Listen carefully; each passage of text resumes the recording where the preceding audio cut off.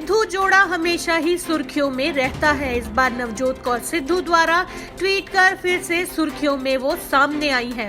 उन्होंने ट्वीट कर कहा है कि अगर 2017 में भाजपा ने अकेले चुनाव लड़े होते तो उनकी कभी हार नहीं होनी थी। इस पर भाजपा के सीनियर नेता मनोरंजन कालिया ने कहा कि सिद्धू परिवार का कांग्रेस से मोह भंग हो चुका है, इसीलिए अभी सिद्धू परिवार को भी आत्मचिंतन की जरूरत है। आप कुछ ना है जी, आप कुछ ना है महाराज, हुक्म करो दसो महाराज, ठीक ही रहना चाहिए। बाकी का परिजन गला परिजन हां फिर भी आ गया है, फिर भी आ गया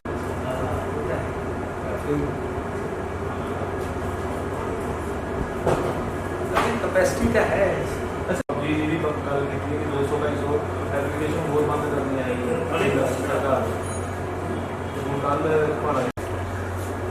करनी चाहिए। बाकी ये है कि कुछ चीज़ां ਜਿਹੜੀਆਂ अपना सरकार का एक सिस्टम होता है। पबजी ਦੇ ਵਿੱਚ ਪਿਛਲੇ ਦਿਨ ਇਨੋਵੇਸ਼ਨ ਜਿੱਤਣ ਦੇ ਕਾਰਨ ਇੱਕ 3.5 ਲੱਖ ਦੀ ਗੱਲ ਹੈ, ਹੁਣ ਕੱਲ ਆ ਫੈਸਲੀ ਹੋ ਗਈ ਹੈ ਕਿ ਪਬਜੀ ਗੇਮ ਦੀ ਸੰਤਨ ਉਹਦੇ ਵਿੱਚ ਇੱਕ ਆਪਸ਼ਨ ਆਉਂਦੀ ਹੈ ਵੀ ਆ ਐਨੀਮੇਸ਼ਨ ਲਾਓ, ਇਹ ਜਿਹੜਾ ਉਹ ਬੈਂਕ ਤੋਂ ਸਿੱਧੀ ਆਨਲਾਈਨ ਸ਼ਾਪਿੰਗ ਕਰਦੇ ਆ, ਉਹ ਐਨੀਮੇਸ਼ਨ ਉਹ ਗੇਮ 'ਚ ਹਾਂ ਪੈਸੇ ਫਿਰ ਉਹ ਚਾਈਨਾ ਦੇ ਲੁੱਟ ਪਈ ਹੈ ਤੇ ਫਿਰ ਜਿਹੜਾ ਜਿੱਤੂਗਾ ਹਰ ਵਕਤ ਸਰ ਨਵਜੋਤ ਕੌਰ ਸਿੱਧੂ ਦਾ ਜਿਹੜਾ ਇੱਕ ਟਵੀਟ ਆਏ ਹੈਗੇ ਸਾਹਮਣੇ, ਜਿਹਦੇ ਵਿੱਚ ਉਹਨਾਂ ਨੇ ਕਿਹਾ ਹੈਗਾ ਵੀ ਜੇ 2017 ਦੇ ਵਿੱਚ ਬੀਜੇਪੀ ਇਕੱਲੇ ਚੋਣ ਕਰਦੀ ਤਾਂ ਵਧੀਆ ਤਰੀਕੇ ਨਾਲ ਜਿੱਤ ਸਕਦੀ। ਕੀ ਕਹਿਣਾ? देखो ऐसा है कि ਜਿਹੜੀ ਚੀਜ਼ਾਂ ਜੇ ਹੁੰਦਾ ਹੈ, ਜੇ ਇਸ ਤਰ੍ਹਾਂ ਹੁੰਦਾ ਤੇ ਜੇ ਇਸ ਤਰ੍ਹਾਂ ਹੋ ਜਾਂਦਾ, ਲੇਕਿਨ 2017 ਦਾ ਚੁਣਾव ਉਹਦਾ ਨਿਰਣਾਇਕ ਇਤਿਹਾਸ ਬਣ ਚੁੱਕਾ ਹੈ। ਉਹ ਭਾਰਤੀ ਜਨਤਾ ਪਾਰਟੀ ਸ਼੍ਰੋਮਣੀ ਅਕਾਲੀ ਦਲ ਨੇ ਇਕੱਠੇ ਲੜਿਆ ਔਰ ਜੋ ਵੀ ਨਿਰਣੇ ਆਇਆ ਕਿ ਸਾਨੂੰ ਵਿਪਕਸ਼ ਦੀ ਭੂਮਿਕਾ ਦਿੱਤੀ, ਅਸੀਂ ਉਸਨੂੰ ਸਵੀਕਾਰ ਕੀਤਾ ਹੈ।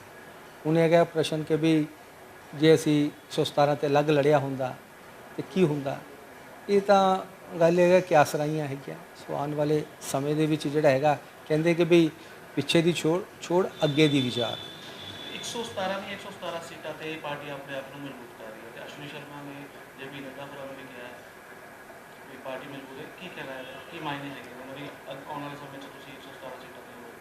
ਦੇਖੋ ਐਸਾ ਹੈ ਕਿ ਭਾਰਤੀ ਜਨਤਾ ਪਾਰਟੀ ਪੰਜਾਬ ਯੂਨਿਟ ਜਿਹੜਾ ਹੈ ਉਹ ਭਾਰਤੀ ਜਨਤਾ ਪਾਰਟੀ ਦਾ ਪੰਜਾਬ ਦੇ ਵਿੱਚ ਵਿਸਤਾਰ ਹੋਵੇ, ਮਜ਼ਬੂਤ ਹੋਵੇ, ਇਸੇ ਲਈ ਕਾਰਜ ਕਰ ਰਿਹਾ ਹੈ। ਸੋ ਜਿੰਨੇ ਵੀ ਪਹਿਲੇ ਅਧਿਕਸ਼ ਆਏ ਉਹਨਾਂ ਨੇ ਵੀ ਬਿਹਤਰ ਕੰਮ ਕੀਤਾ ਔਰ ਜਿਹੜਾ ਹੈਗਾ ਹੁਣ ਜਿਹੜਾ ਹੈਗਾ ਸਮੇਂ ਨੇ ਕਮਾਨ ਜਿਹੜੀ ਹੈ ਆਪਣੇ ਪ੍ਰਦੇਸ਼ ਦੀ ਉਹ ਅਸ਼ਵਨੀ ਸ਼ਰਮਾ ਜੀ ਨੂੰ ਦਿੱਤੀ ਹੈਗੀ, ਸੌਂਪੀ ਹੈਗੀ ਹੈ। ਸੋ ਕਹਿੰਦੇ ਕਿ there is always room at the top, ਬਿਹਤਰ ਕਰਨ ਦੀ ਗੁੰਜਾਇਸ਼ ਜਿਹੜੀ ਹਮੇਸ਼ਾ ਰਹਿੰਦੀ ਹੈ। ਸੋ ਅਸੀਂ ਹੋਰ ਬਿਹਤਰ ਕਰ ਰਹੇ ਹਾਂ ਜਿਸ 'ਤੇ ਪਾਰਟੀ ਪੰਜਾਬ ਦੇ ਵਿੱਚ ਮਜ਼ਬੂਤ ਹੋਵੇ। ਜੇ ਕਾਲੀਆ ਸਾਹਿਬ ਸਿੱਧੂ ਜੋੜਾ ਬੀਜੇਪੀ 'ਚ ਦੁਬਾਰਾ ਵਾਪਸ ਆਉਣਾ ਚਾਹੁੰਦੇ, ਕੀ ਤੁਸੀਂ ਉਹਨਾਂ ਨੂੰ ਕਰਵਾਓਗੇ? ਦੇਖੋ ਪਹਿਲਾਂ ਤਾਂ ਹੈਗਾ ਕਿ ਜੇ ਸਿੱਧੂ ਪਰਿਵਾਰ ਭਾਰਤੀ ਜਨਤਾ ਪਾਰਟੀ 'ਚ ਮੁੜ ਵਾਪਸੀ ਕਰਨਾ ਚਾਹੁੰਦਾ ਹੈ, ਪਹਿਲਾਂ ਤੋਂ ਆਪਣਾ ਮਨਸ਼ਾ ਜਿਹੜੀ ਹੈਗੀ ਹੈ ਸਪਸ਼ਟ ਕਰੇ। ਫਿਰ ਇਹ ਹੈਗਾ ਕਿ ਸਾਡਾ ਜਿਹੜਾ ਹੈ ਭਾਰਤੀ ਜਨਤਾ ਪਾਰਟੀ 'ਚ ਸ਼ਾਮਿਲ ਕਰਨ ਦਾ ਨਿਰਣੇ ਉਹ ਸਾਡਾ ਸ਼ੀਰਸ਼ ਨੇਤਰਤਵ ਕਰਦਾ ਹੈ ਸਾਡੇ ਰਾਸ਼ਟਰੀ ਅਧਿਕਸ਼ ਸ਼੍ਰੀ ਜੇਪੀ ਨੱਡਾ ਜੀ ਹਨ। ਸੋ ਉਹਨਾਂ ਦੇ ਲੈਵਲ ਦੇ ਉੱਤੇ ਜਿਹੜਾ ਹੈਗਾ ਸਾਰੀਆਂ ਚੀਜ਼ਾਂ ਵਿਚਾਰੀਆਂ ਜਾਣਗੀਆਂ, ਲੇਕਿਨ ਇਹ ਤਾਂ ਹੀ ਹੋਏਗਾ ਜਦੋਂ ਉਹਨਾਂ ਮਨਸ਼ਾ ਜਿਹੜੀ ਹੈਗੀ ਉਹ ਸਾਫ਼ ਕਰਨ।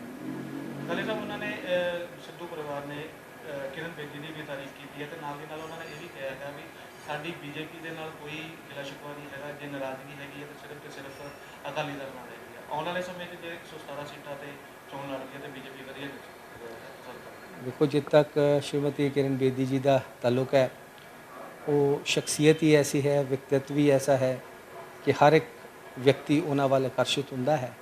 सो सिद्धू परिवार भी जोड़ा है आकर्षित होया है।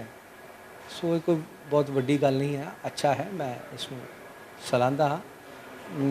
होर दूसरी तुसी की गल कही भी जे नाराज़गी जी हैगी बीजेपी नाल नहीं हैगी, उन्होंने नाराज़गी सिर्फ तो सिर्फ अकाली दल है। देखो गल है कि जे वो कहते हैं कि भी भारतीय जनता पार्टी ਨਾਲ नाराज़गी नहीं सी तो श्रोमणी अकाली दल ਨਾਲ नाराज़गी सी, तो फिर यह है कि भी कोई होर तरीका भी हो सकता सीगा ਭਾਰਤੀ ਜਨਤਾ ਪਾਰਟੀ ਨੂੰ ਛੱਡ ਕੇ ਜਾਣਾ ਕਿ ਵੀ ਭਾਰਤੀ ਜਨਤਾ ਪਾਰਟੀ ਦਾ ਜੇ ਕਸੂਰ ਨਹੀਂ ਹੈ ਤੇ ਫਿਰ ਤੁਹਾਡਾ ਗਿਲਾ ਕਾਹਦਾ ਉਹਦੇ ਉੱਤੇ, ਤੋ ਗਿਲਾ ਕਰਨਾ ਹੀ ਗਲਤ ਸੀਗਾ। ਸੋ ਇਸ ਗੱਲ ਨਾਲ ਕਿਤੇ ਨਾ ਕਿਤੇ ਉਹਨਾਂ ਨੂੰ ਆਪ ਹੀ ਆਤਮ ਚਿੰਤਨ ਕਰਨਾ ਚਾਹੀਦਾ ਹੈ ਕਿ ਜਦੋਂ ਕਾਲੀ ਵਿੱਚ ਕੋਈ ਨਿਰਣੇ ਲੈਂਦਾ ਵਿਅਕਤੀ ਤਾਂ ਫਿਰ ਉਹ ਪਛਤਾਵਾ ਹੁੰਦਾ ਹੈ।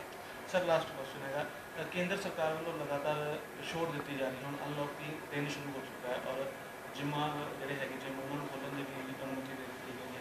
ਤੁਹਾਨੂੰ ਕੀ ਲੱਗਦਾ ਲਗਾਤਾਰ ਅੰਕੜੇ ਵੱਧ ਰਹੇ ਹੈਗੇ ਕਰੋਨਾ ਦੇ, ਤੁਹਾਨੂੰ ਕੀ ਲੱਗਦਾ ਕਿਤੇ ਨਾ ਕਿਤੇ ਜਿਹੜੇ ਡਿਸੀਜਨ ਲਏ ਜਾ ਰਹੇ ਨੇ ਉਹ ਸਹੀ ਹੈ ਕਿ ਜਾਂ? देखो ऐसा है कि भी ये महामारी पूरे विश्व ही ग्रस्त है इस महामारी तो, और भारत भी जिहड़ा हैगा ये लड़ाई लड़ रहा है। सो जब तक वैक्सीन नहीं आती तब तक सानू इस महामारी नाल लड़ना भी पएगा और जूझना भी पएगा और अपने जीवन जीना भी पएगा। सो उस ਮੇਰਾ ਕਹਿਣ ਦਾ ਮਤਲਬ ਜਿਹੜੀ ਛੋਟ ਦਿੱਤੀ ਜਾ ਰਹੀ ਹੈ मैं उत्ते आना जी वही आना, क्योंकि अनलॉक ਜਿਹੜਾ ਹੈਗਾ ਜਦੋਂ ਅਸੀਂ ਲੋਕਡਾਊਨ ਕਰਦੇ ਹਾਂ ਤਾਂ ਉਹ ਕੁਝ ਸਮੇਂ ਲਈ ਹੋ ਸਕਦਾ ਹੈ, ਕਿਉਂਕਿ ਉਹਦਾ ਜਿਹੜੇ ਗੰਭੀਰ परिणाम ਜਿਹੜੇ ਹੈਗੇ ਉਹ ਅਰਥ ਵਿਵਸਥਾ ਤੇ ਪੈਂਦੇ ਹਨ। तो उस नाते जिस व्यक्ति ने रोज़ कमाना रोज़ खाना ਉਹਦੇ ਲਈ ਬਹੁਤ ਮੁਸ਼ਕਲ ਹੋ ਜਾਂਦੀ ਹੈ।